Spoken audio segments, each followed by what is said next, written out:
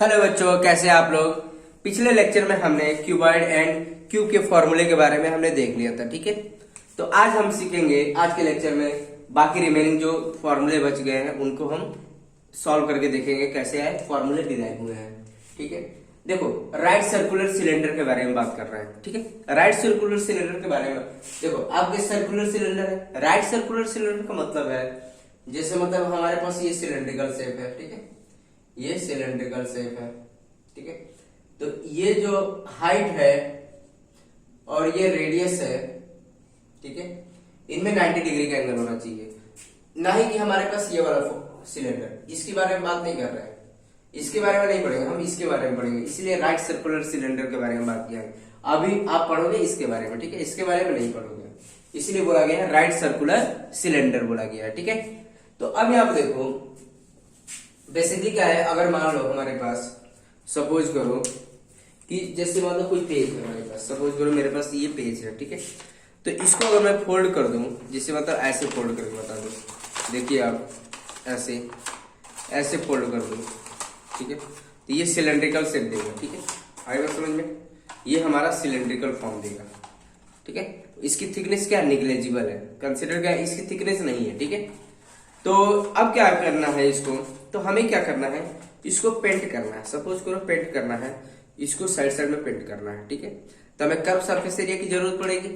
आई बात समझ में। इसको पेंट करने के लिए अगर मान लो इसको मैं पेंट करना चाह रहा हूँ, इसको पेंट करना चाहता हूँ, ठीक है। तो पेंट करने के लिए कितना पेंट रिक्वायर्ड होगा, किसी भी कलर का पेंट कर सकते हैं। तो यहाँ पर हमें कर्व सरफेस एरिया की जरूरत पड़ेगी, कर्व सरफेस एरिया, ठीक है। तो कर्व सरफेस एरिया, तो सपोज करो अब देखो कर्व सरफेस एरिया। अब यहाँ पर ध्यान दो, जैसे मैं ये देखो, ये एक सर्कल शेप दिख रहा है, सर्कल ही दिखेगा आपको। अब यहाँ पर देखो, अगर मैं इसको पेंट एक लाइनिंग में चलाना चाहूँ, ये कितना कवर होगा, जैसे ये एक लाइनिंग कवर कर रहा हूँ, ये पूरा एक लाइनिंग बना रहा हूं मैं, तो कितना एरिया कवर कर रहा है, 2πr, क्योंकि ये सर्कुलर शेप होगा, सर्कुलर शेप होगा तो ये कितना कवर होगा, 2πr। बट ये एक मतलब लाइनिंग के लिए, बट ये हमारे पास पूरा पेंट करना है, इंटू एच कर देंगे। तो इंटू एच कर देंगे तो हमारा कितना आ जाएगा, टोटल कर्व सरफेस एरिया आ जाएगा। आई बात समझ में। कर्व सरफेस एरिया कैसे निकाला, सरकमफेरेंस, क्योंकि ये देखो सरकमफेरेंस दे रहा, सरकमफेरेंस को पूरा पेंट करने के लिए हमें पूरा पेंट करना पड़ेगा। तो एक लाइनिंग का हमने देख लिया, ठीक है, कितना है 2πr, और एच क्या किया, इंटू एच कर दिया हमने। तो ये आ गया तुम्हारा कर्व सरफेस एरिया। क्लियर है स्टूडेंट, आई बात समझ में। अब यहाँ पे देखो, कर्व सरफेस एरिया तो हो गया। टोटल सरफेस एरिया की बात कर ले, टोटल सरफेस एरिया। तो टोटल सरफेस एरिया में क्या आ जाएगा, कर्व सरफेस का एरिया तो आएगा ही आएगा, 2πrh प्लस, अब यहां पे देखो इधर भी सर्कल है, इधर भी सर्कल है, इसको भी अगर मान लो टोटल की बात करें, अगर मान लो इसको भरना, सपोज करो मैं आपके एग्जांपल के लिए एक एग्जांपल ले रखा हूं, अब जो है मेरे पास उसी से मैं बताने की कोशिश करूंगा। जैसे ये ग्लास है, तो देखो सबको पेंट करना है, मुझे सबको पेंट करना है, इसको भी पेंट करना है, इसको भी मैं अलग कलर से पेंट करना चाह रहा हूं। तो देखो ये तो कर्व सरफेस आएगी ही आएगा, 2πrh प्लस इसको भी पेंट करना है हमें, इसको भी पेंट करना है, ये कितना होगा πr²।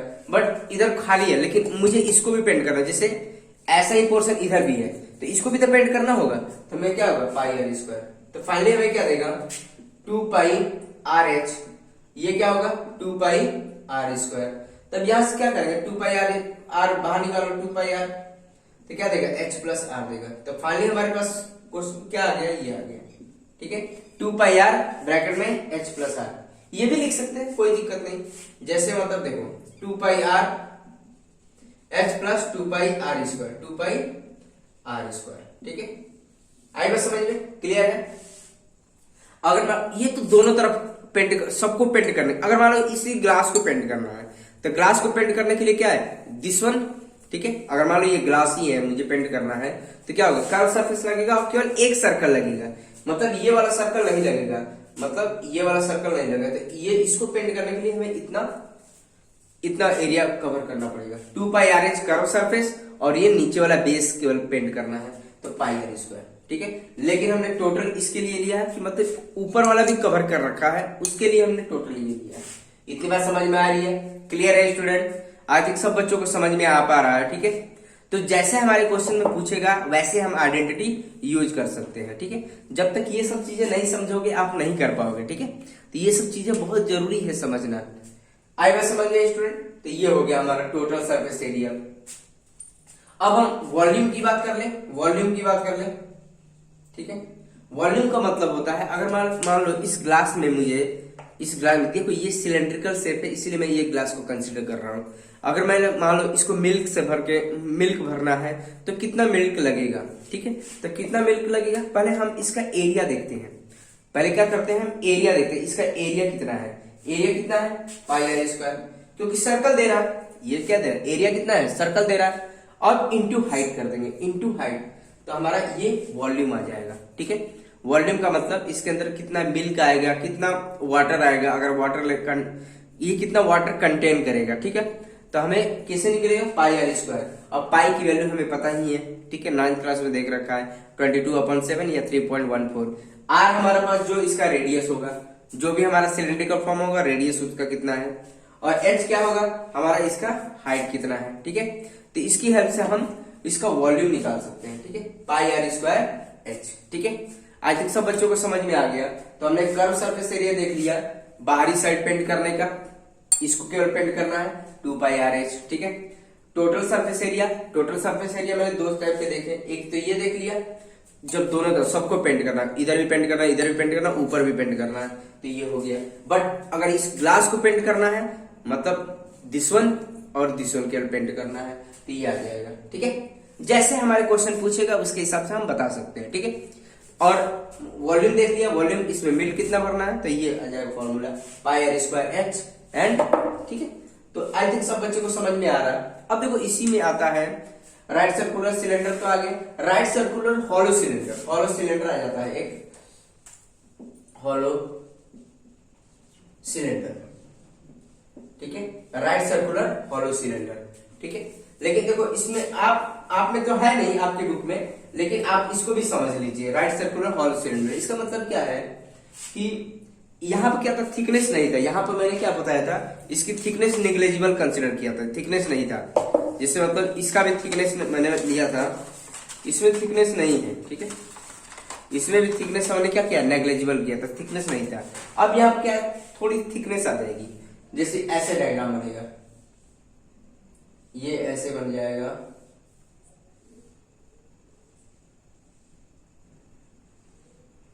ये आपकी थिकनेस आ गई, ठीक है। आएगा समझ में, मतलब ये थिकनेस है इसकी, ठीक है, ये भरा पड़ा है, जैसे ये सिलेंडर, ऐसे सिलेंडर बना हुआ दिखेगा। आएगा समझ में स्टूडेंट।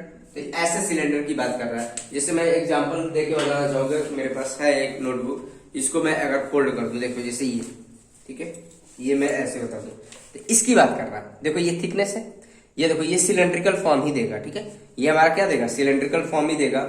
और देखो ये एक सिलेंडर दिख रहा है, एक आउटर साइड में सिलेंडर दिख रहा है, ठीक है। तो ये वाला पोर्शन जो है इनसाइड वाला है, ठीक है। आई बात समझ में। तो ये हम इस सिलेंडर की बात कर रहे हैं, राइट, मैंने बोला राइट सर्कुलर हॉलो सिलेंडर, मतलब खाली पोर्शन है और इसकी थिकनेस होगी, समथिंग थिकनेस होगी।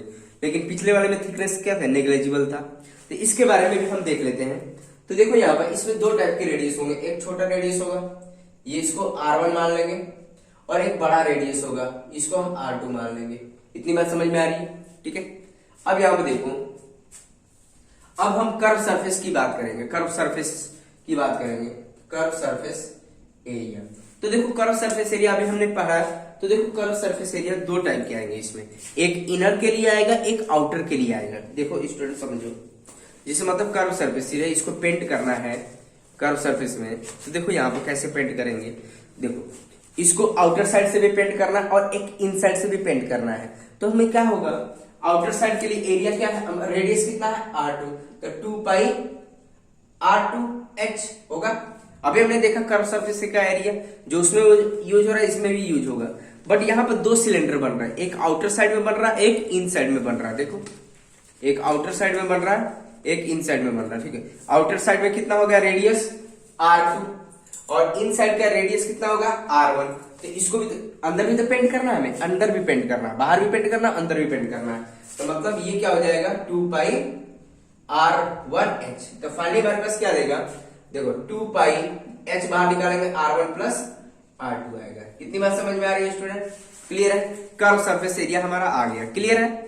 आई बात समझ में? बहुत आसान है, कुछ है नहीं, समझ के करिए। देखिए समझ के करेंगे तभी कॉम्प्लिकेटेड क्वेश्चन आएगा, तो आप ये पर्टिकुलर को आइडेंटिटी यूज कर सकते हैं, मतलब पर्टिकुलर फॉर्मूला को यूज कर सकते हैं आप। ठीक है, अब यहाँ पे देखो total surface area. Total surface area में क्या आएगा? कर्व तो आएगा ही आएगा, ऊपर वाला पोर्शन आएगा और इन साइड वाला भी पोर्शन आएगा टोटल में। तो अब यहाँ पे देखो ये तो आएगा ही आएगा, ये तो आएगा ही है 2 पाई h r1 प्लस r2। ठीक है, ये तो आएगा ही आएगा प्लस अब यहाँ पे देखो इस पोर्शन को भी तो पेंट करना होगा। देखो कर्व सरफेस में देखो ये आ गया, ये आ गया। अब देखो इसको भी तो पेंट करना है, इसको भी तो पेंट करना है हमें। ये वाला पोर्शन भी तो हमें पेंट करके बताना है कि नहीं? और ये इधर भी है, तो इसको कैसे करेंगे? देखो इसका डायग्राम ऐसे बनेगा, एक ये बन रहा है और एक ये बन रहा है, मतलब ये पोर्शन ऐसे बनेगा। तो इसको पेंट करने के लिए तो इसको एरिया कैसे निकालेंगे? हम क्या काम करेंगे, बड़े सर्कल में से, ये बड़ा सर्कल क्या रेडियस कितना है r2, अभी माना r2, और छोटे सर्कल का रेडियस कितना r1, तो बड़े सर्कल में से छोटे सर्कल को माइनस कर दो, तो क्या आ जाएगा पाई r2 का स्क्वायर माइनस पाई r1 का स्क्वायर। इतनी बात समझ में आ रही है? बड़े सर्कल में से छोटे सर्कल माइनस कर देते, ये वाला एरिया हमारा निकल जाएगा। आई बात समझ में? अब ये क्या है, एक टाइम का हुआ, ये इधर है, इधर भी तो है। ठीक है, तो 2 से मल्टीप्लाई कर देंगे। ठीक है, ये हमारा आ जाएगा total surface area of hollow cylinder. समझ में आ रही बात स्टूडेंट? ठीक है, अब यहां पे देखो इतनी बात समझ में आ गई। अब वॉल्यूम की बात कर लेंगे। वॉल्यूम का मतलब होगा कि अगर मान लो इसके अंदर कुछ, अगर मान लो इसमें तो नहीं भरेंगे, इसमें अगर मान लो सैंड भरना है, ठीक है, या अगर मान लो स्टील की बोतल टाइप की होती है ऐसे, तो उसमें अगर मिल्क एंड वाटर भरना होता तो कितना वाटर आएगा इसमें, या कितना मिल्क आएगा। ठीक है, इसमें तो नहीं भरेंगे। इसमें अगर मान लो सैंड भर लो और मिट्टी भरना चाहते हो तो मिट्टी भरना, कितना मिट्टी आएगा। तो क्या काम करेंगे, तो इसका देखो ये वाला पोर्शन कितना कंटेन कर रहा है, इसका वॉल्यूम जितना होगा उतना ही कंटेन करेगा। मतलब वो टोटली किस पर डिपेंड कर रहा है, जो इनसाइड सिलेंडर है, इनर सिलेंडर है, उसी की के वॉल्यूम पर डिपेंड करेगा। बाहरी से हमें कोई मतलब नहीं है। तो इसका कितना आ जाएगा, पाई r1 का स्क्वायर h। अभी तो हमने देखा था, अगर हमने नेग्लिजिबल इसका निकाला था, इसका वॉल्यूम निकाला था हमने, क्या निकाला था, पाई r स्क्वायर h। तो इसका भी कितना हो जाएगा, पाई r1 स्क्वायर h हो जाएगा। इतनी बात समझ में आई? क्यों? क्योंकि ये जो इनसाइड सिलेंडर है इसमें कितना मटेरियल आएगा उसी पर डिपेंड करेगा, तो उसी का रेडियस यूज होने वाला है यहाँ पर। इतनी बात समझ में आ रही है स्टूडेंट? बहुत आसान है, कुछ है नहीं। अब देखो नेक्स्ट, ये तो हो गया volume of material. Volume of material.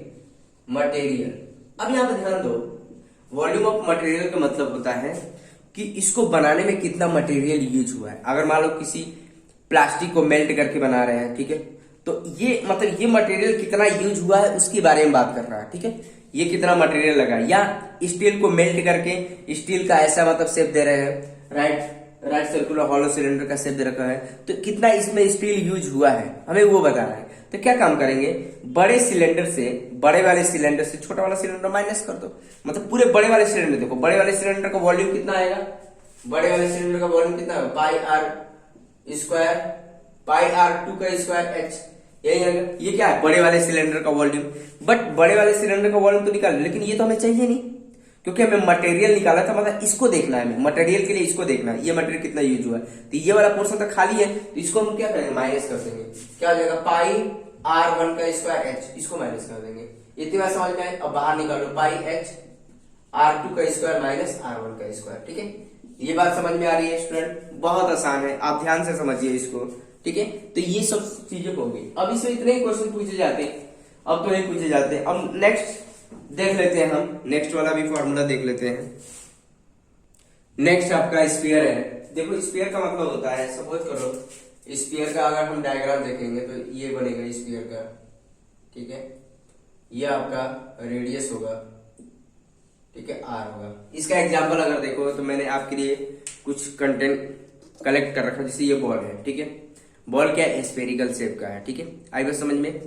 तो फुटबॉल, जैसे फुटबॉल भी हो गया, वॉलीबॉल हो गया, बास्केटबॉल हो गया, ये सब क्या स्फेरिकल शेप है, ठीक है स्टूडेंट। तो इसी के बारे में हम देखेंगे। तो मेरे पास तो यही था, तो मैंने इसी से समझ, मैं यही कलेक्ट कर पाया। अब लॉकडाउन के में अब क्या कर सकते हैं। तो देखो यहाँ पर, तो ये है, इसके बारे में हम बात करेंगे। तो जैसे ये है हमारे पास, अगर मान लो इसको मैं दूसरे कलर से पेंट करना चाहता हूँ, तो इसको कलर कितना करना है उसकी जरूरत पड़ेगी। तो इसके लिए हमें सरफेस एरिया निकालना पड़ेगा, कर्व सरफेस एरिया निकालना पड़ेगा। तो इसका कर्व सरफेस एरिया जो होता है, कर्व सरफेस एरिया मतलब इसको पेंट करना, अगर मान लो इसको मैं ग्रीन कलर से पेंट करना चाहूंगा तो कितना ग्रीन कलर लगेगा, तो इसके लिए कर्व सरफेस एरिया की जरूरत पड़ेगी हमें। तो इसका कर्व सरफेस एरिया था 4πr²। इतनी बात समझ में आ रही है स्टूडेंट, ठीक है। अब मान लो कोई स्टूडेंट मतलब नहीं करना चाहता, फिर वो ब्लैक कलर से पेंट करना चाहता है, तो ब्लैक कलर के लिए भी इतना ही पेंट लगेगा, 4πr²। आर हमारे पास रेडियस हो गया, पाई की वैल्यू पता है 22/7, ठीक है, या 3.14, क्योंकि पाई की वैल्यू जब तक नहीं देगा तब तक आप यूज नहीं कर सकते, ठीक है। पाई की वैल्यू अगर 22/7 दे रखा तो 22/7 ही यूज करना है, ठीक है।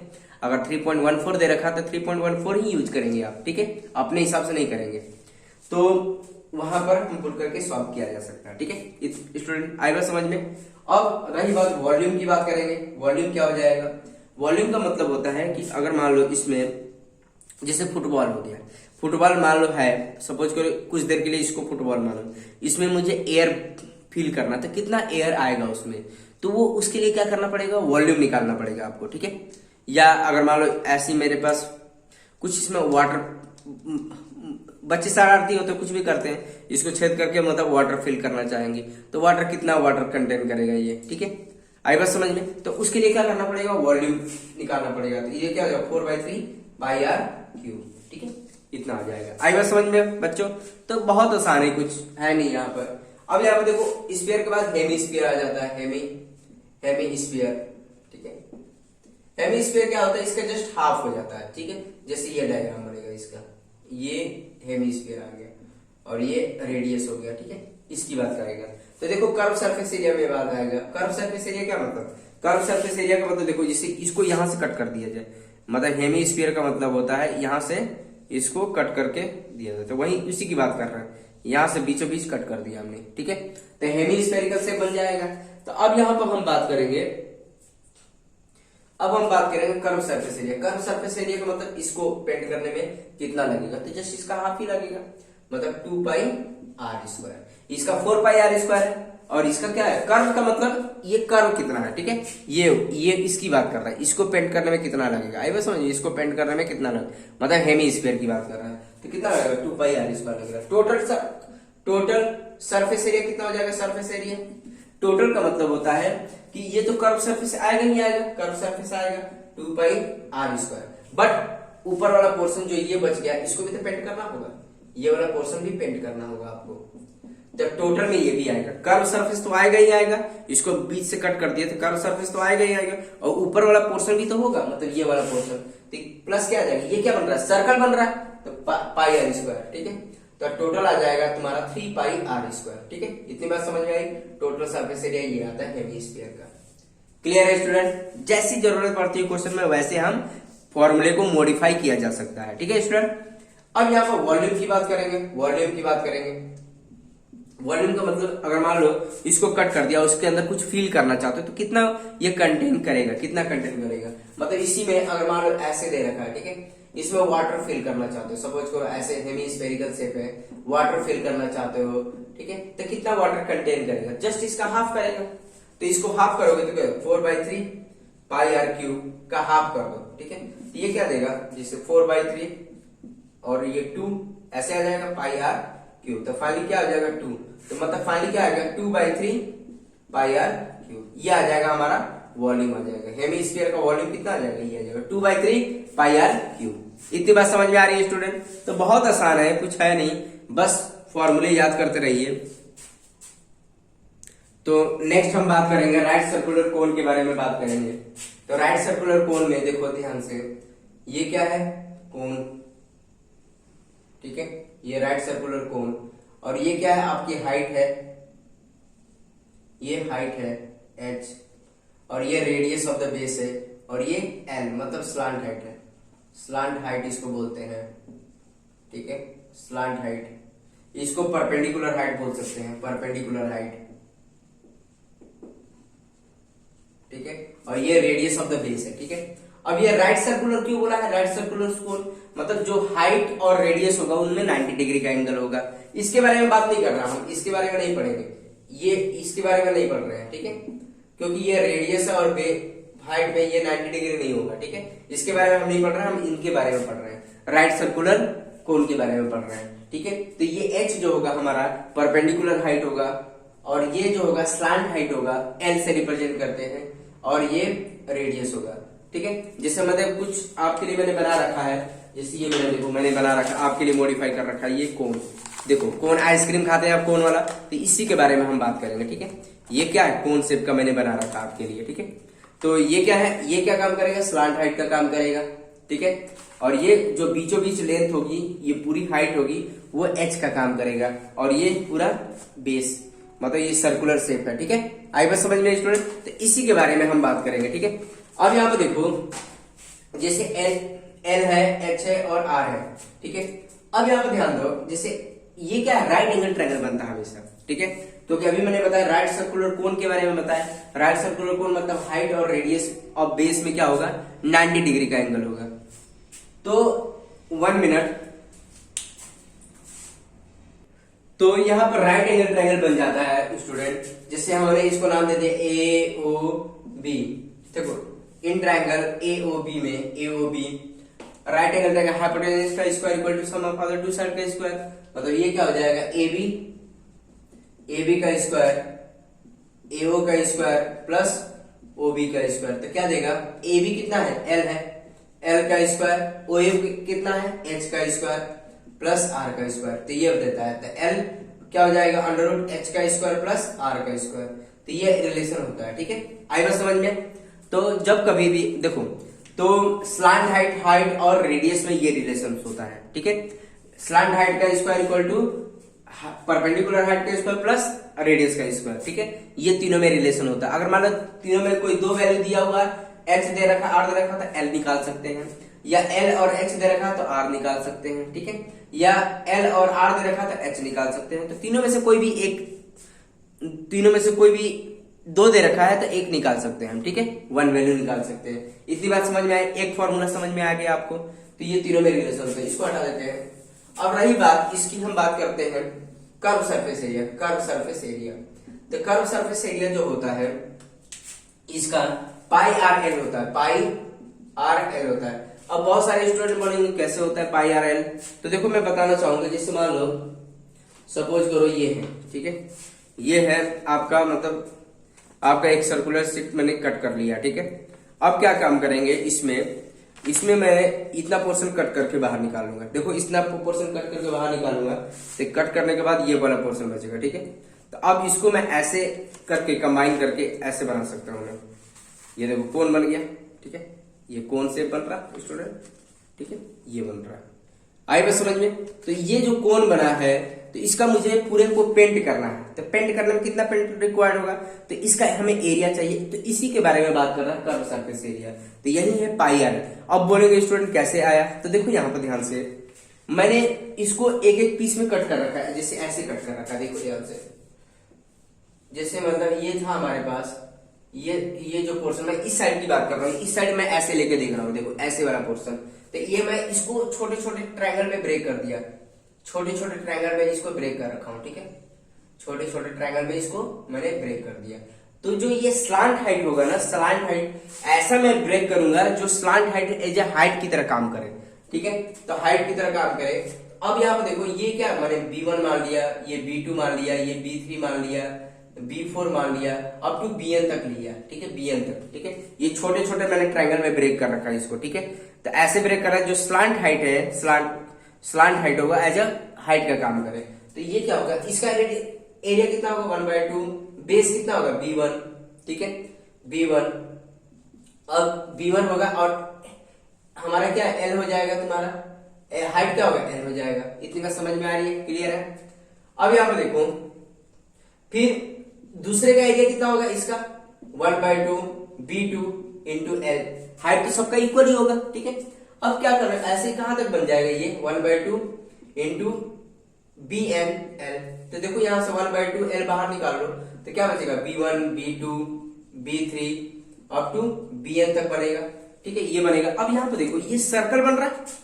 ठीक है, B1 प्लस B2 पूरा एक सर्कल शेप दे रहा है, सर्कल शेप दे रखा।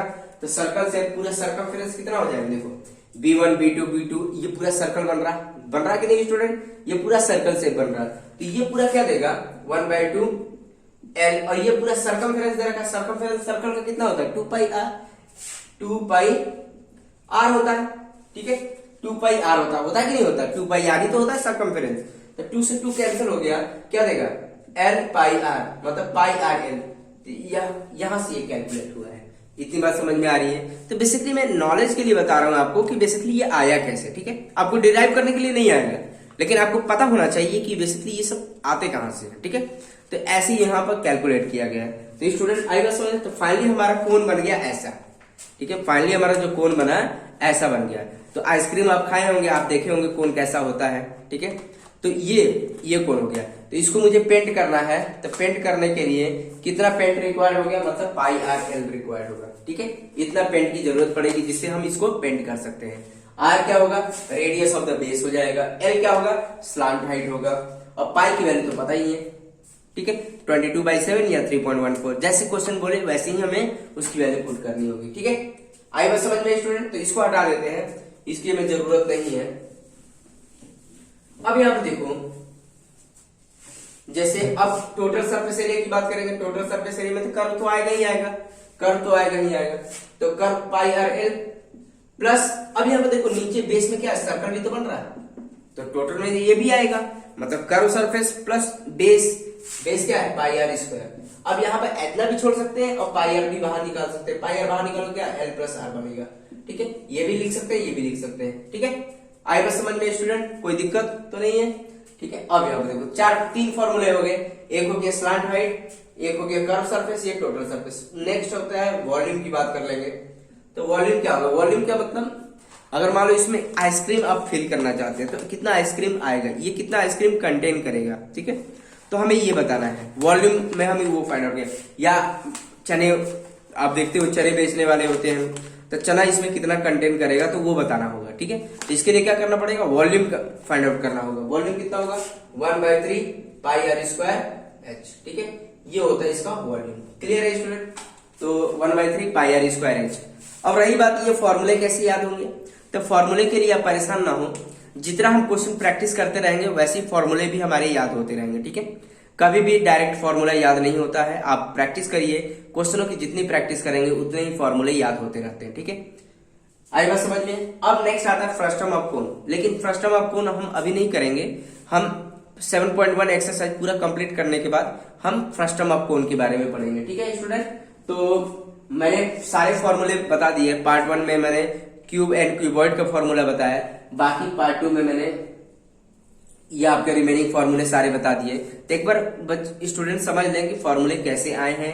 ठीक है, आपको इसके बेसिक कॉन्सेप्ट पता होना चाहिए, तभी कहां पर कौन से फॉर्मूले यूज होने हैं वहां पर आप समझ पाएंगे। ठीक है, तो आज के लेक्चर में इतना ही स्टूडेंट। अब हम नेक्स्ट लेक्चर में एक्सरसाइज के क्वेश्चन की प्रैक्टिस करेंगे और एक एक क्वेश्चन करेंगे और एक एक फॉर्मूले वैसे ही याद होते रहेंगे। ठीक है, तो आज के लिए इतना ही। Okay, thank you.